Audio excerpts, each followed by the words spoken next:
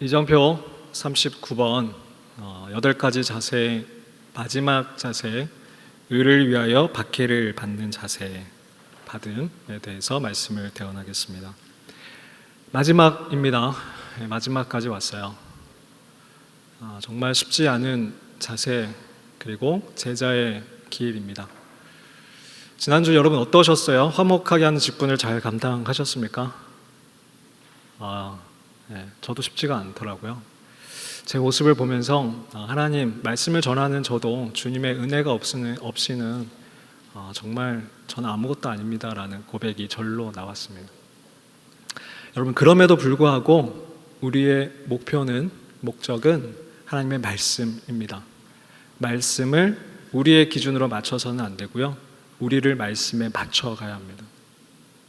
여러분, 어렸을 때 걸음마를 할 때 기억은 안 나시겠지만, 여러분, 나도 저렇게 빨리 뛰어야지, 빨리 걸어야지 라고 해서 여러분이 지금 걸으실 수 있는 거죠. 그때 여러분이 한 번 넘어지고 두 번 넘어지고 포기하셨더라면 여러분 지금 걸어서 이 자리에 오실 수 없으셨겠죠. 여러분, 우리의 목적을 말씀에 두시기 바랍니다. 말씀에 두고, 하나님, 저는 아무런 자원이 없습니다. 주님의 은혜가 아니면 이 말씀대로 살아갈 힘이 없습니다 라고 그 1번 심령이 가난한 그 자세부터 우리 애통해 하면서 계속해서 반복하면서 걸어가다 보면 자연스럽게 이 8번째 자세까지 우리가 가게 될 줄 믿습니다. 오늘 마지막 자세는 쉽지 않아요. 의를 위하여 박해를 받는 자세입니다. 박해, 핍박. 박해를 좋아하는 사람이 어디 있겠어요? 박해. 손해보는 거 싫어하고 피해 입는 거 싫어하는 게 우리의 본성입니다. 근데 중요한 게 있습니다. 의를 위하여입니다. 의가 뭐냐면 예수 그리스도입니다. 우리가 예수 그리스도를 위하여 박해를 받는 자. 예수님은 그 자세를 우리에게 요구하십니다. 우리가 오해하면 안 되는 것이, 나의 의를 위하여 핍박을 받으면서 내가 8번째 자세를 하고 있어 라고 생각해서는 안 됩니다. 내가 실수를 하면서, 내가 다른 사람들에게 잘못하면서 내가 핍박을 받을 때, 구박을 받을 때, 타박을 받을 때 나 8번째 자세를 이렇게 열심히 하고 있어 라고 생각하시면 안 됩니다. 그래서 이 8번째 자세가 마지막에 있는 거예요. 우리가 온유하고 긍휼하고 그리고 화목하게 하는 그 직분을 감당하고 나서 하면서 이 의를 위해서 박해를 받는 자세로 와야 되는 겁니다. 다른 사람과 불화하면서 내가 잘못으로 그 사람들에게 잘못을 하면서 내가 박해를 받고 타박을 받는 것, 그것이 오늘의 자세는 아니라는 것입니다. 의를 위한다, 예수 그리스도를 위하여서 우리가 그분을 잡고 그분과 함께 할 때에 물론 칭찬을 받을 수도 있습니다. 교회에서도, 사회에서도, 학교에서도 와, 그리스도인들 참 괜찮다, 화목해 하는 직분을 감당할 수 있습니다. 그런데 늘 그렇지만은 않다라는 거죠. 늘 칭찬을 받으면 좋겠지만 우리는 세상과 늘 똑같이 갈 수는 없다라는 겁니다. 부딪힐 수밖에 없어요. 왜냐? 세상의 가치관과 하나님 나라의 가치관은 정반대되기 때문입니다. 안타깝게도. 세상은 어떻게든지 뭐로 가도 서울로 가면 된다라고 얘기하지만, 하나님 나라는 그 방법이 더 중요하고 그 방법이 정직하고 사랑이 아니면 서울을 가지 않더라도 이 방법을 연습해라고 합니다. 그러니까 부딪힐 수밖에 없어요. 세상은 어떻게든 doing이 먼저다라고 얘기하고, 하나님 나라는 being이 먼저다라고 얘기합니다. 우리가 어떤 자세로 살아갈 것인가. 세상은 그것을 해놓은 것, 뭔가 이뤄놓은 것을 가지고 우리를 평가하지만, 하나님은 뭘로 평가를 하시죠? 마음을 가지고 평가하십니다. 우리의 마음이 깨끗한가? 나눠지지 않았는가? 계산적이지 않은가? 정말 순결한가? 하나님을 대할 때나 사람을 대할 때나. 가치관이 다르니까 부딪힐 수밖에 없다라는 것입니다. 일부러 우리가 고통을 찾아다닐 필요는 없습니다. 핍박을 우리가 찾아다닐 이유는 없어요. 그러나 하나님 나라의 그 법칙대로 우리가 1번부터 7번까지 그 자세를 해 나가다 보면 자연스럽게 이 8번째 자세가 부딪힐 수밖에 없다라는 겁니다. 핍박이 따라올 수도 있다라는 겁니다. 그래서 예수님이 이렇게 말씀하는 겁니다. 너희들이 정말 나를 위해서 나를 움켜잡고자 나를 사랑하고자 핍박도 감당할 수 있겠니? 칭찬뿐만이 아니라 핍박도 고난도 너희들이 감당할 수 있겠니? 라고 물어오시는 겁니다.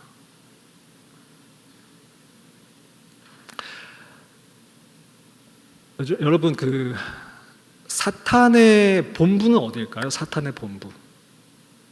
진짜 뭐 마귀의 소굴이야. 여기는 어디라고 생각하세요? 내 방? 아니면 클럽? 술집? 조폭들의 본부? 어디라고 생각하세요? 사탄은 어디에 기지를 두고 하나님 나라를 공격해 온다라고 생각하세요? 오늘 말씀을 통해서 한번 그 힌트를 볼까요? 고린도후서 10장 4절에서 5절 말씀입니다. 다 같이 한번 읽겠습니다. 시작. 우리의 싸우는 무기는 육신에 속한 것이 아니요 오직 어떤 견고한 진도 무너뜨리는 하나님의 능력이라. 모든 이론을 무너뜨리며 하나님을 아는 것을 대적하여 높아진 것을 다 무너뜨리고 모든 생각을 사로잡아 그리스도에게 복종하게 하니. 지금 한국말이 좀 많이 이렇게 꼬여 있지만 결론은 뭐냐면 사탄의 견고한 진은 어디냐면 바로 우리의 생각이라는 겁니다. 우리의 가치관이라는 겁니다. 사탄의 견고한 진이 술집이나 클럽이나 조폭들의 그 본부가 아니라 우리의 생각에 들어와 있다는 겁니다. 우리의 생각 속에서, 우리의 가치관 속에서 하나님 나라를 공격한다는 겁니다.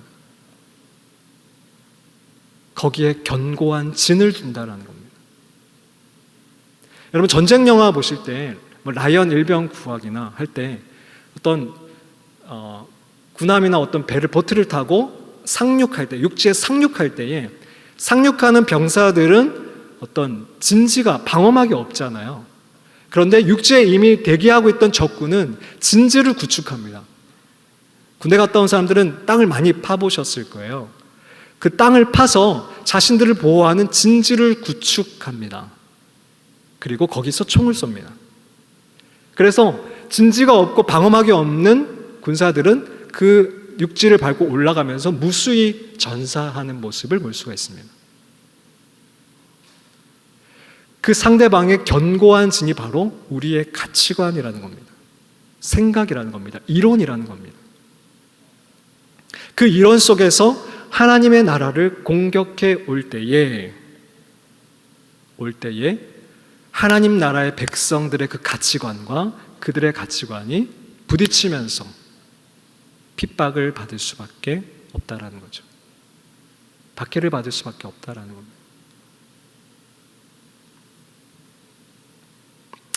세상의 가치관은 그러면 무엇인가? 그 특징이 무엇인가? 에베소서 2장 1절에서 3절 말씀을 같이 한번 읽겠습니다. 에베소서 2장 1절에서 3절 말씀입니다. 시작. 그는 허물과 죄로 죽었던 너희를 살리셨도다. 그때 너희는 그 가운데서 행하여 곧 지금 불순종의 아들들 가운데서 역사하는 영이라. 전에는 우리도 다 그 가운데서 우리 육체의 욕심을 따라 지내며 육체와 마음에 원하는 것을 하여 다른 이들과 같이 본질상 진노의 자녀이었더니. 네. 여러분 한번 적어 놓으셨다가 이 구절과 그 장을 한번 나중에 한번 묵상해 보십시오. 세상의 가치관의 특징 3가지가 이 에베소서에 나옵니다. 우리가 육신으로 살 때에 하나님을 믿지 아니할 때에 우리의 가치관의 특징 3가지는 첫 번째는 뭐냐면요, 이 세상의 풍조를 따랐습니다. 이 세상의 풍조를 따른다. 세상의 추세나 시대의 경향을 따라가는 그러한 가치관을 우리는 살았다는 겁니다. 기준이 하나님의 말씀이 아니라 세상의 풍조나 그 경향에 따라서 우리의 기준이 변화되었다는 겁니다. 또 한 가지는요, 공중의 권세 잡은 자를 따랐다. 이것은 사탄을 따랐다라는 것입니다. 사탄이 넣어주는 그 가치관을 우리가 따라 살았다라는 것입니다. 그리고 세 번째는요, 육체의 욕심을 따라 지냈다라고 되어 있습니다. 하나님을 위한 가치관이 아니라 나의 육체의 욕심을 따라 살았다라는 것입니다. 무엇을 하든지 나 중심적인 가치관으로 살아갔다는 것입니다. 내가 중심이 되고 내가 이익이 되고 나에게 피해를 가지 않는 것에 한해서 어떤 결정을 내리는 가치관으로 살았다라는 것입니다. 우리가 예수님을 믿는다라는 것은 단지 구원을 받는다라는 것이 아닙니다. 지옥에서 천국으로 옮겨졌다라는 것이 아닙니다. 우리가 예수님을 믿는다라는 것은 우리의 가치관이 바뀌어졌다라는 것이고 바뀌어져 간다라는 것입니다. 세상의 풍조를 따르고 사탄이 말하는 그 유혹에 쉽게 넘어가고 그리고 내가 중심이 되고 내가 기준이 되었던 그 가치관 속에서 이제는 하나님이 중심이 되시고 나를 위하는 것이 아니라 하나님을 위하고 그리고 세상의 가치관 풍조가 아니라 주의 말씀이 나의 기준이 되고 주님이 나의 주인 되시는 그 가치관으로 살아가는 것이 그리스도인이 된다는 것입니다. 그렇다면 우리가 여전히 우리의 가치관 속에서 세상의 풍조를 따라가고 마귀의 사탄의 그 유혹에 쉽게 동조하고 그리고 나의 욕심을 따라서 결정을 한다면 우리는 아직도 예수 그리스도를 사랑하는지 그분을 믿고 있는지를 점검해 보아야 한다는 것입니다. 만약 우리가 예수 그리스도를 믿고 있다면 세상의 이 가치관과 우리 하나님 나라의 그 가치관이 부딪힐 수밖에 없고 그리고 우리는 진짜 그리스도인들은 하나님의 제자들은 핍박을 박해를 받을 수밖에 없다라는 것입니다.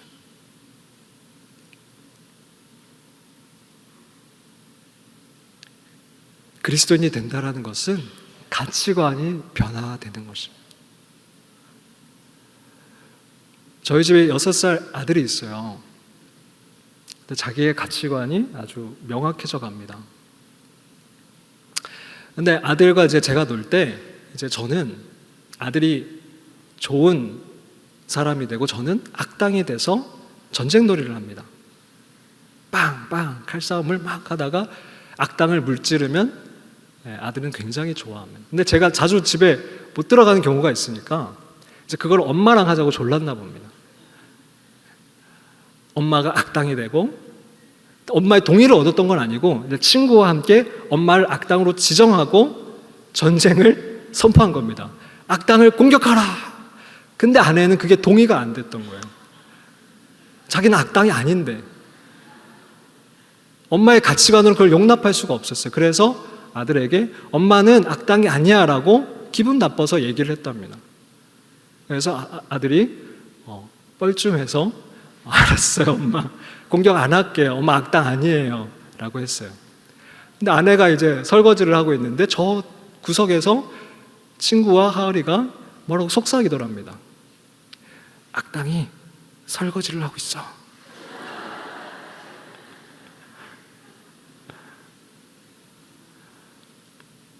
가치관.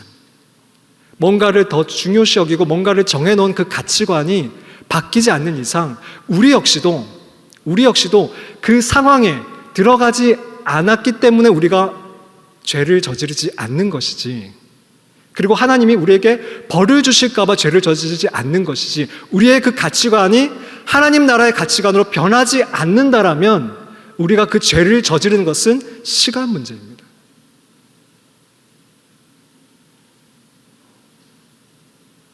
우리가 예수 그리스도를 믿는다라는 것은 어떤 대상을 바라보는 것이 이 시간을 바라보는 것이 이 물질을 바라보는 것이 그 가치가 변화된다라는 것입니다.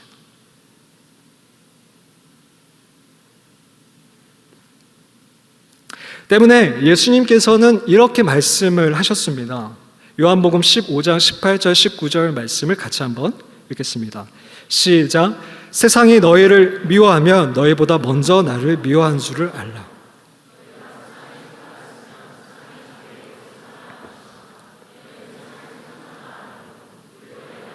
세상에서 택하였기 때문에 세상이 너희를 미워하느니라.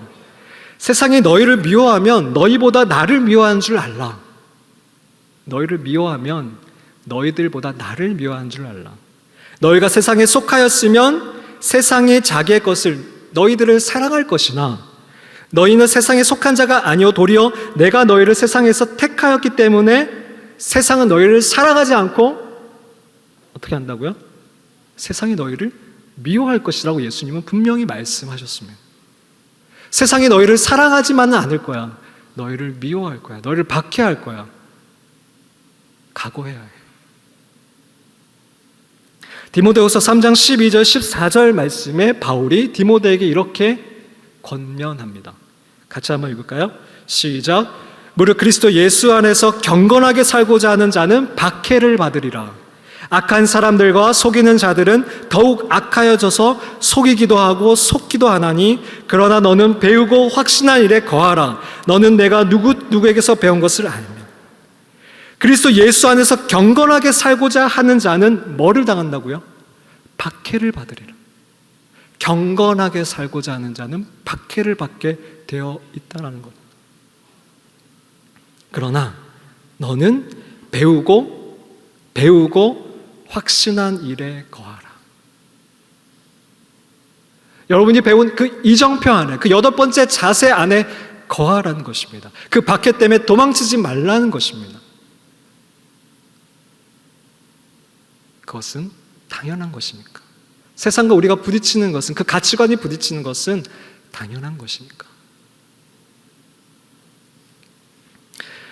근데 어떤 핍박을 당하게 되냐? 오늘 10절, 11절 말씀해 보니까 의를 위하여 박해를 받은 자는 복이 있나니 천국이 그들의 것입니다 말씀하시면서 예수님이 2절을 더 덧붙이셨어요. 물론 절수를 정한 거는 이따가 절수를 정한 거였지만, 사람들이 정한 거였지만 예수님이 조금 더 길게 얘기를 하셨다는 얘기예요. 의를 위하여 박해를 받는 자는 복이 있나니 천국이 그들의 것입니다. 나로 말미암아, 예수 그리스도로 말미암아 너희를 어떻게 해요? 욕하고 또 한 가지 박해하고 또 한 가지 거짓으로 너희를 거슬러 모든 악한 말을 한다. 욕을 하고 박해를 하고 없는 말을 지어서 거짓으로 너희를 거스르는 박해를 너희에게 할 것이다라는. 욕을 한다는 건 뭐예요? 인격을 무시하는 말을 한다는 겁니다. 내가 하나님 나라의 그 법칙으로 살아갈 때에, 이 8가지 자세로 살아갈 때에 세상은 우리를 향해서 인격 모독적인 말을 해온다는 겁니다. 야, 너만 예수 믿어? 유별나게 왜 그래? 너만 왜 깨끗한 척해? 인격을 모독해 올 수 있다는 겁니다. 그리고 박해는 뭡니까?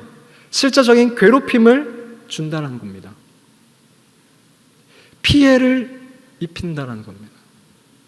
불이익을 줄 수도 있다는 겁니다.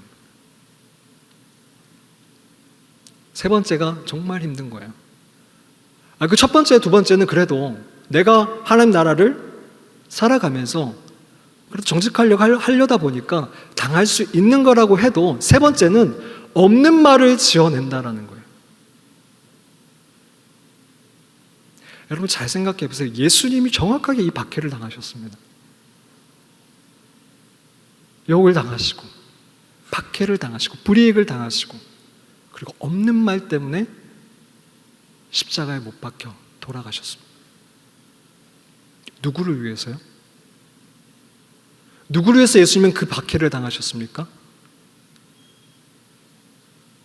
나를 위해서요.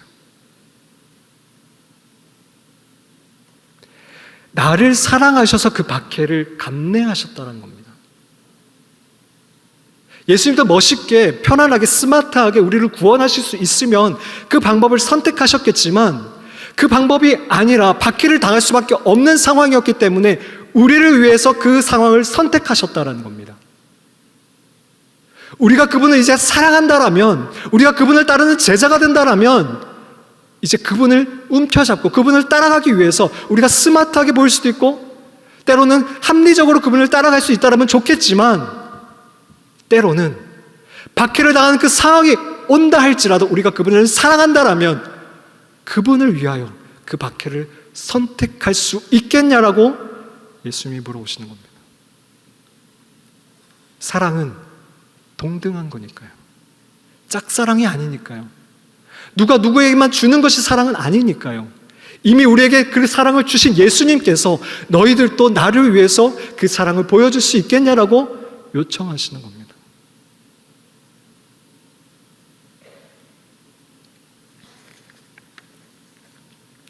그런데 문제는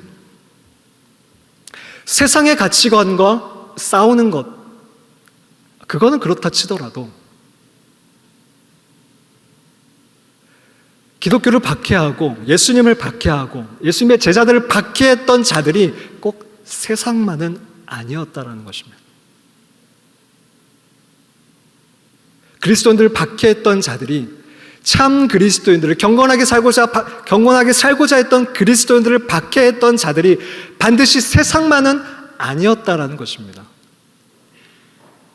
교회 안에서도 내부자들이 참된 그리스도인들을 박해할 수도 있었다라는 것. 예수님을 박해했던 자들은 세상이 아니라 유대인들이었습니다. 종교개혁자들을 박해했던 자들은 세상이 아니라 종교인들이었습니다.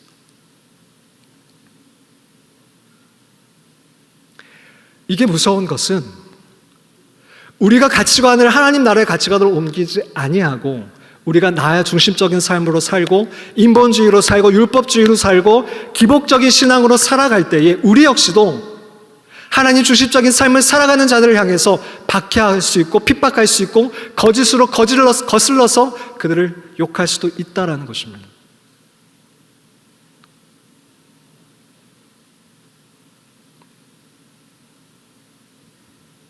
내부자들이 얼마든지 그럴 수도 있다는 것입니다.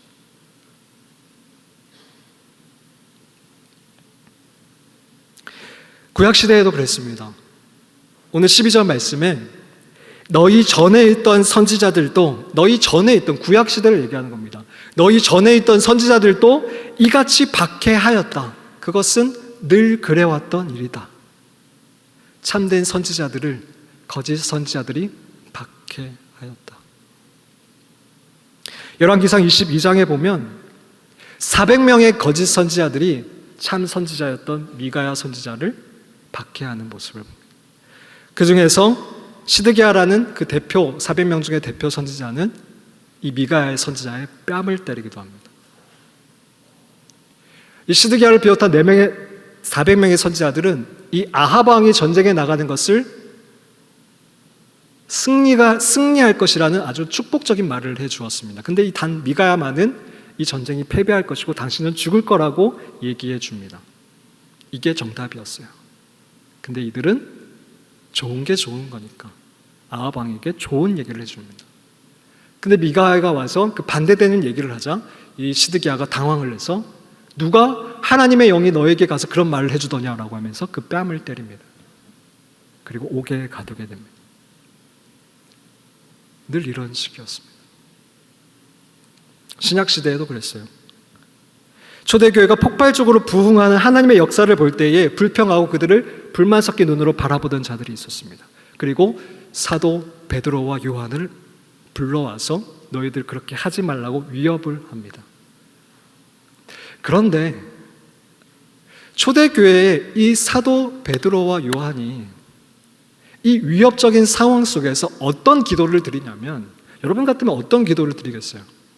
아니 내가 하나님 나라를 살아가면서 이렇게 위협을 당하고 고통을 당할 때 하나님 이 위협하는 사람들을 싹 쓸어 주십시오. 아니면 이 상황을 해결해 주십시오 라고 기도하지 않겠습니까? 우리의 기도는 사실 그렇게 기도를 하게 되죠. 근데 이 두 사도는 그리고 초대교회는 그렇게 기도하지 않고 어떻게 기도를 했냐면 사도행전 4장 29절 말씀에 이렇게 기도를 합니다. 같이 한번 읽겠습니다. 시작. 주여 이제도 그들의 위협함을 굽어보시옵고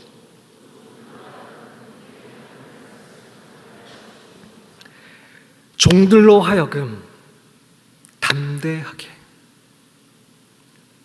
하나님의 말씀을 전하게 해주십시오. 하나님, 이 위협적인 상황, 이 박해받는 상황을 치워주십시오라고 기도하지 않았어요. 왜냐하면 이건 당연한 것이니까.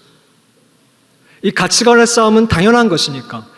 그러나 이들이 두려워했던 건 뭐냐면 이 박해를 받을 때 자신이 사람의 본성으로 이 상황을 두려워하여 담대하지 못하고 도망칠까 봐, 이전에 예수님을 버리고 도망쳤던 그때처럼 도망칠까 봐 그게 두려웠던 겁니다. 그러면서 하나님께 기도하기를, 하나님, 우리에게 담대함을 주십시오.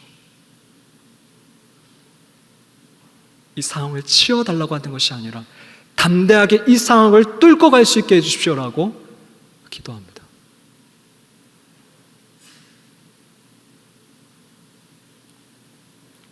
사도 바울은 고린도서 4장 9절 16절 말씀에 내가 생각하건대 하나님의 사도인 우리를 죽이기로 작정된 자같이, 하나님의 사도인 우리를 죽이기로 작정된 자같이 끄트머리에 두셨음에, 맨 끝부분에 두셨음에 우리는 세계 곧 천사와 사람에게 구경거리가 되었노라. 우리는 그리스도 때문에 어리석으나 너희는 그리스도 안에서 지혜롭고, 고린도 교회를 얘기하는 겁니다. 우리는 예수 그리스도를 위해서 살아갈 때, 이 가치관으로 살아갈 때 어리석어 보이지만 너희들은 그렇게 지혜로운 너희들은 지혜롭게 보이고, 우리는 약하나 너희는 강하고, 너희는 존귀하나 우리는 비천하여 바로 이 시각까지 우리가 줄이고 목마르며 헐벗고 매맞으며 정처가 없고, 또 수고하여 친히 손으로 일을 하며 모욕을 당한 즉 축복하고 박해를 받은 즉 참고 비방을 받은 즉 권면하니 우리가 지금까지 세상의 더러운 것과 만물의 찌꺼기같이 되었도다. 어떤 상황인지 아시겠어요?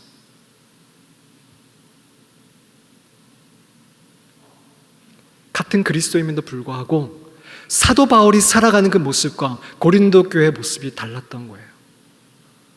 고린도 교회는 굉장히 스마트하고 귀해 보이고 나이스해 보이고, 근데 사도 바울이 쓰는 표현은 끄트머리, 비천한 자, 버림받은 자 같이 여겨진다. 스스로를 그렇게 얘기합니다. 그러나 사도 바울은 예수 그리스도를 위하여 이 길을 선택합니다.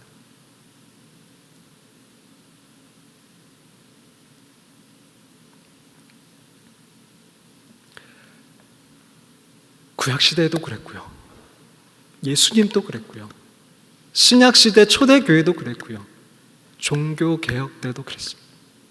늘 세상은 그리스도인들을 핍박했고요, 그리스도인들 안에서도 잘못된 가치관으로, 하나님이 중심적인 가치관이 아닌 자기가 중심적인 그 가치관으로 살아가는 그리스도인들은 하나님 중심적인 가치관을 살아가는 그리스도인들을 핍박하였습니다. 늘 그런 식이었습니다. 그렇다면 우리는 어떤 길을 걸어갈 것인가?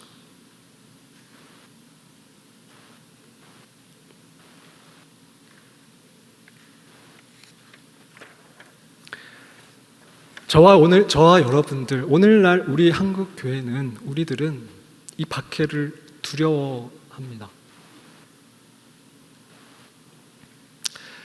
여러분, 이정표를 지금 39번까지 왔어요.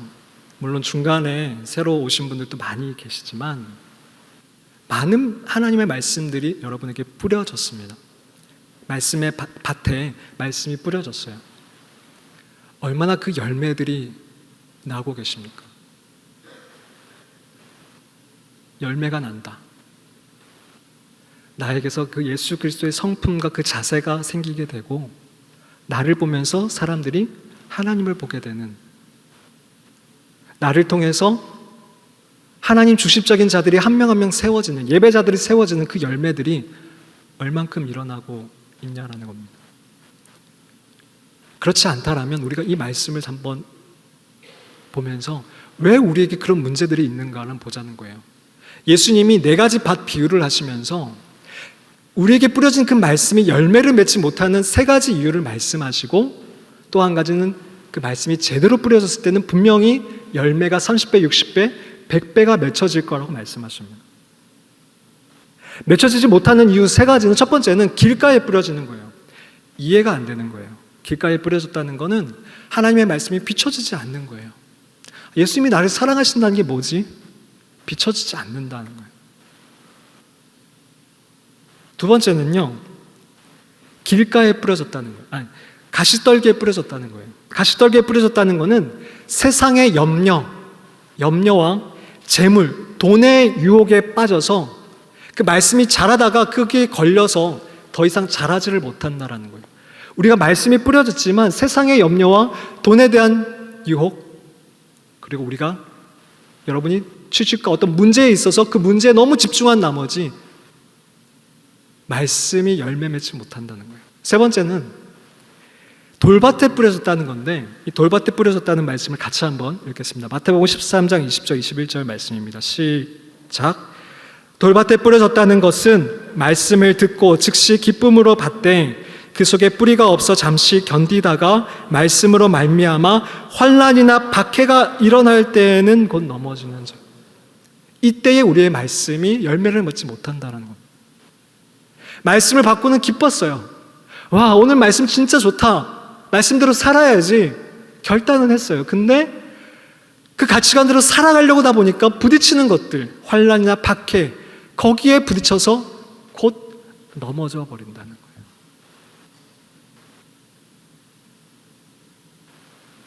사람들의 평가와 사람들의 수군거림, 그게 두려워서, 다른 사람들이 나를 어떻게 보는가가 두려워서 그것을 뚫고 가지 못한다라는 겁니다. 우리가 예수 그리스도를 더욱 알고 사랑하기 위해서라도, 이 말씀의 열매를 맺기 위해서라도 우리는 이 8번째 자세를 추구해야 합니다. 의를 위하여 박해를 받는 자세. 만약 우리가 세상의 그 시선과 그 수근거림 때문에 예수님을 부인한다라면, 부인은 안 해도 그래도 사람들이, 친구들이 야, 너도 예수쟁이야? 라고 물을 때에 우리 엄마 아빠가 가라고 해서 어쩔 수 없어서 라고 예수님을 은근히 선을 그을 때에 예수님은 우리에게 이렇게 말씀하세요. 미리 아셨던 것 같아요. 우리가 이럴 수밖에 없는 존재라는 것을. 누가복음 9장 26절 말씀 같이 한번 읽을까요? 시작. 누구든지 나와 내 말을 부끄러워하면 인자도 자기와 아버지와 거룩한 천사들의 영광을 올 때에 그 사람을 부끄러워하리라. 내가 예수님을 부끄러워하면 예수님 또 이 땅에 오실 때에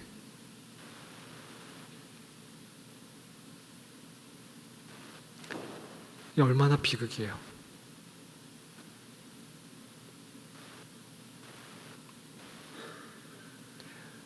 저기는 어떤 지체가 자기 남자친구는 둘이 있을 때는 되게 잘해주는데 사람들이 있으면은 대면대면하다고. 근데 경상도 사람 다 그런 건 아니에요. 경상도 사람이. 여러분은 어떠세요? 교회 안에서는 되게 하나님 사랑하다가 교회 밖에 나가면 성경책도 제일 밑에 집어넣고 누가 볼까 봐. 식사 기도할 때도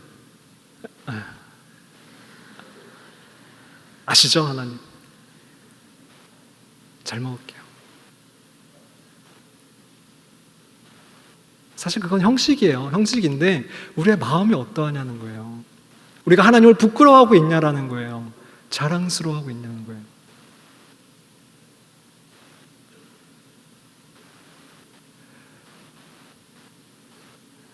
사실 저희가 티를 맞추거나 가방을 드릴 때도 사실 교회에 대한 어떤 십자가 이런 건 다 빼요. 안 들고 다닐까 봐. 안 들고 다닐까 봐.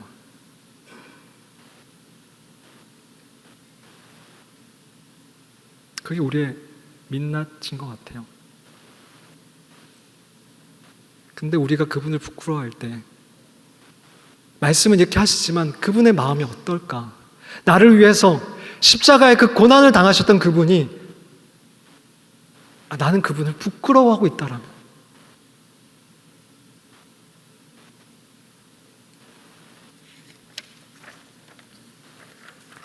세상에 볼 때에는 우리가 예수 그리스도를 쫓아가고 그분의 가치관으로 살아가는 것이 미련해 보일 수밖에 없습니다. 그래서 고린도전서 1장 18절 말씀에는 십자가의 도가 멸망하는 자들에게는 세상에게는 미련한 것이지만 구원을 받는 우리들에게는 하나님의 능력이라고 얘기합니다. 근데 처음 말씀에 그 견고한 진지, 그걸 깨뜨리는 것은 무엇이냐면 바로 이 하나님의 능력으로 말미암음이라고 얘기하고 있습니다. 이 능력, 하나님의 능력은 어디에서 나오냐면 바로 십자가 도에서 나오는 겁니다. 십자가의 그 방법, 십자가의 자원, 십자가의 목적을 통해서 우리에게 나오는 것입니다. 하나님께서 흘러나오는 것입니다. 우리가 그것을 붙잡을 때, 그 십자가를 붙잡을 때에 세상의 그 가치관, 거짓, 음란함, 그 모든 것들이 예수 그리스도의 그 십자가로 말미암아 우리는 맞서 싸울 수 있는 것이고, 세상은 그것을 미련하다라고 하고 아직까지 그렇게 고리타분한 것을 누가 쫓아가냐고 하지만 우리는 그 미련한 것을 붙잡을 때 거기에 하나님의 능력이 나온다라는 것입니다.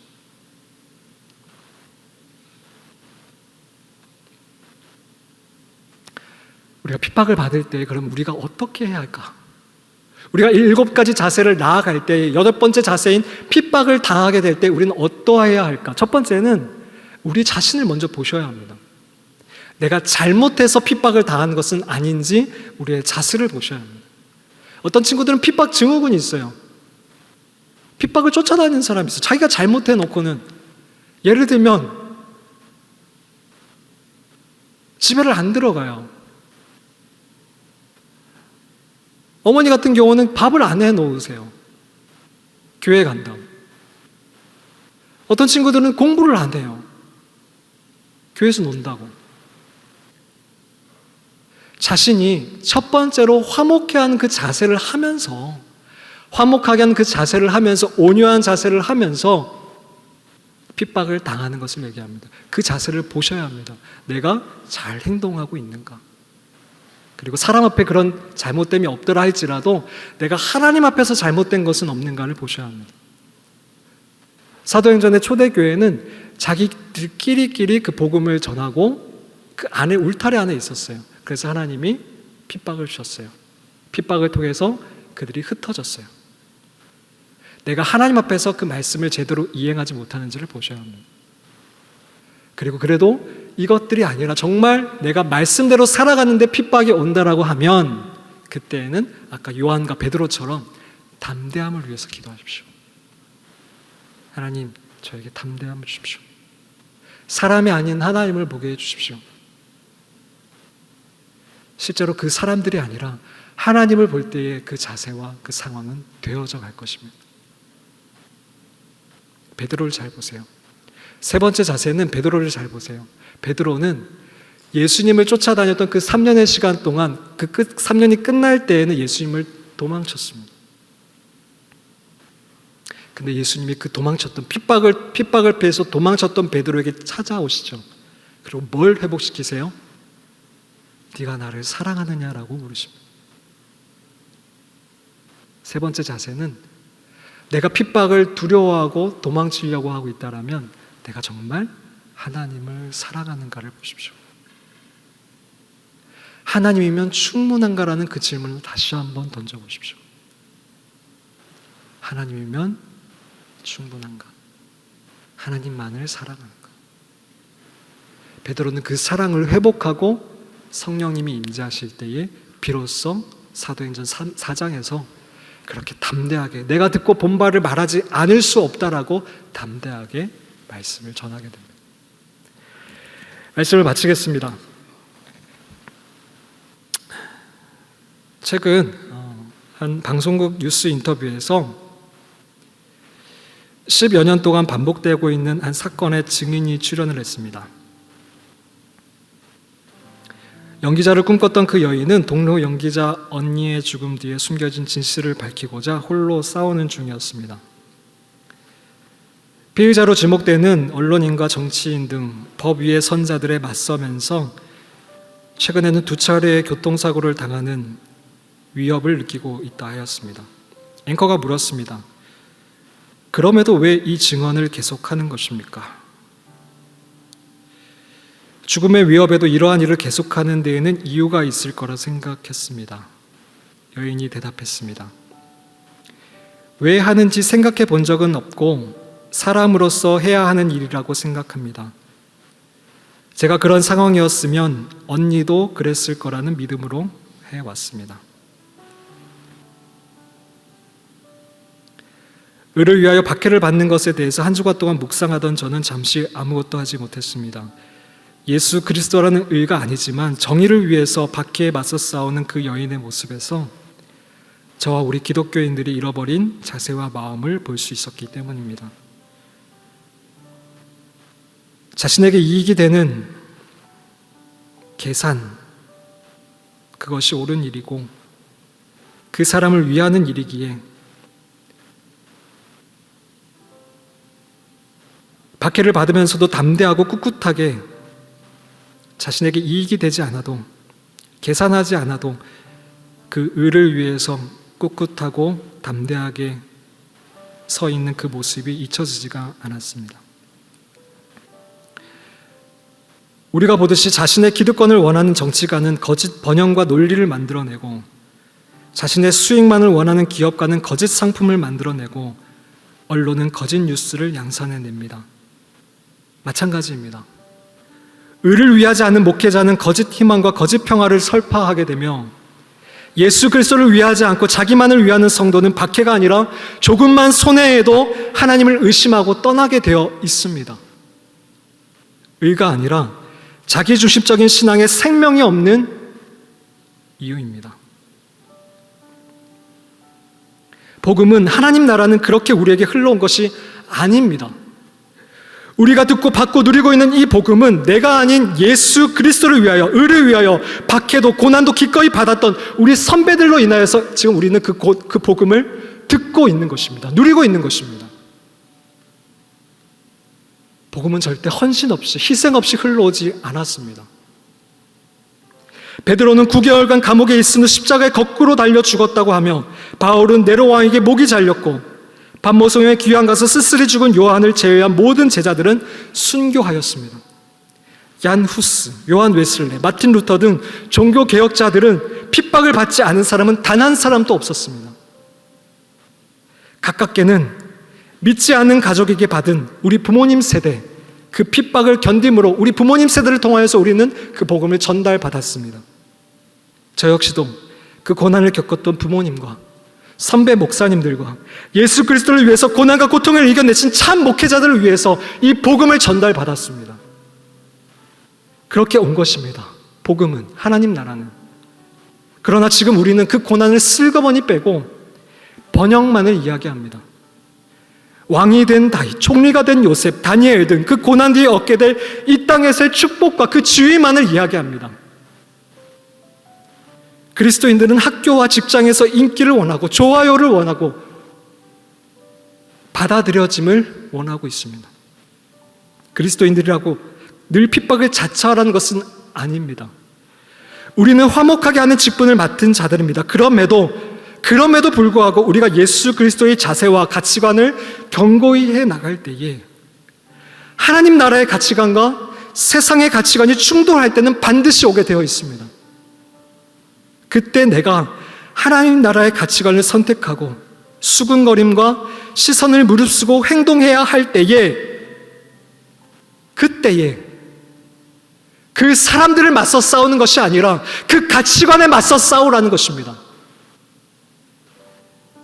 그 사람들과 싸우라는 것이 아니라 그 가치관과 맞서 싸우라는 것입니다. 온유함과 긍휼함의 예수님의 성품을 견지하면서 그 가치관에 맞서 싸우라는 것입니다. 대가와 고난 없이 복음은 흘러가지 않습니다. 내 친구들, 동료들, 내 자녀들조차도 그건 가짜인 것을 알고 있습니다. 천국을 얘기하면서 이 땅이 전부인 것처럼 살아가는 우리를 보면서 실수합니다. 사랑하는 예배자 여러분, 이 귀한 복음을, 이 8가지 자세를 흘려보낼 것입니까? 아니면 우리에게로 머물게 할 것입니까? 그 돌밭에 머물게 할 것입니까?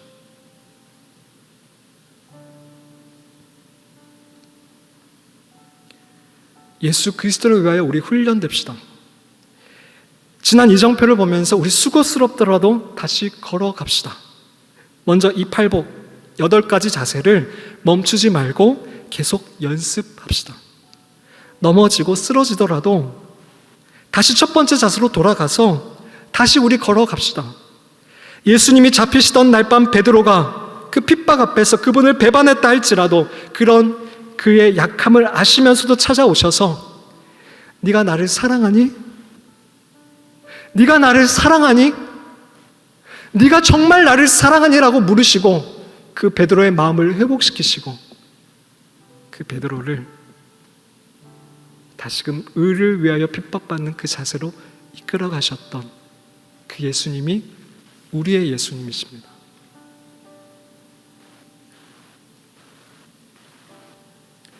핍박을 없애달라고 기도하기보다 어쩔 수 없는 이 가치관의 싸움에서 담대함을 주시기를 우리 기도합시다. 내가 사랑하는 당신을 모른다 하지 아니하도록 나에게 담대함을 달라고 우리 기도합시다. 그리고 훗날 누군가가 아니면 여러분의 자녀들이 나에게 왜 그렇게 사냐고, 왜 그 좁은 길을 걸어가냐라고 물어올 때에 우리 이렇게 대답하면 좋겠습니다. 왜 하는지 생각해 본 적은 없지만 그리스도인으로서 해야 하는 일이라고 생각합니다. 예수님도 나를 위해서 그렇게 하셨으니까. 사랑하는 일을 위한 고난은 고통이 될 수 없습니다. 의를 위하여 박해를 받은 자는 복이 있나니 천국이 그들의 것임이라. 천국이 그들의 것임이라. 오늘의 이정표였습니다.